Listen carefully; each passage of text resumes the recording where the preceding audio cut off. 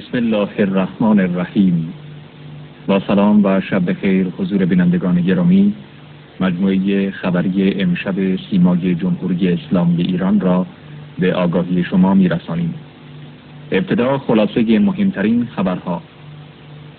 پیکر مقدس امام خمینی، قائد عظیم الشأن، رهبر آزادگان و پرچمدار مبارزه با استکبار و ظلم، بامداد امروز با حضور دریای عظیمی از مردم سوگوار از مصلی بزرگ تهران تشییع و بعد از ظهر امروز در بهشت زهرا به خاک سپرده شد.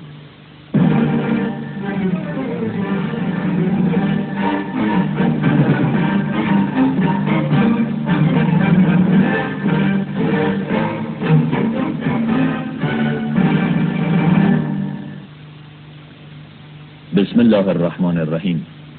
با سلام و شب بخیر به شما بینندگان عزیز و هموطنان گرامی از شما دعوت میکنم به مشروع خبرها توجه فرمایید. مراسم باشکوه نماز بر پیکر مطهر و مقدس امام خمینی، رهبر کبیر انقلاب اسلامی و بنیانگذار جمهوری اسلامی ایران، در ساعت 7:35 بامداد امروز برگزار شد.